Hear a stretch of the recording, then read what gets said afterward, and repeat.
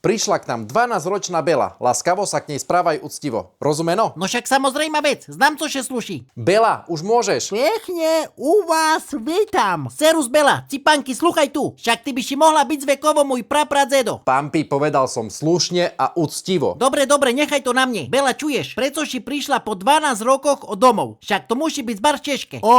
Umrela mi moja mamka Maria. Svatý Dunčo i Punčo i Bobik blahoslavený, dávajte mi na ňu pozor. Doražte za ňu poberem a budeme zase spolu v nebičku.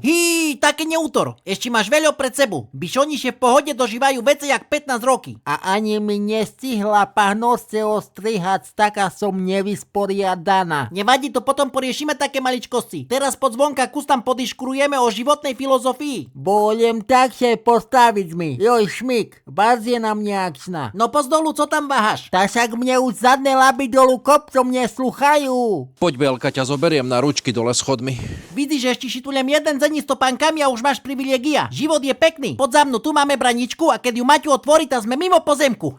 No, a že laby nesluchajú. Si zacítila sušedového samca, tá dako ešte obžila. Živanica na dochodku. No dneska sa mi dá jak dobre ide, ešte to nakoniec rozchodzím. Aha, a už si še opúšťala. Ešte da jakej rodzinke zrobíš radosť. A oni tebe takisto. A tvoja mamka Maria še vo vnebičku bar sporaduje, že všetci darí. Chceš dať co odkázať za ujemcom o adopciu? Hej, že mám baz rada deti, milujem byť s nima na gauču. Mám rada krátke prechádzky a rada papkám mesko. A každá zmena je pre mňa v mojim veku ťažká. Ale keď sme budeš veľa hladkať, tak spolu to zvládneme. Dohoda.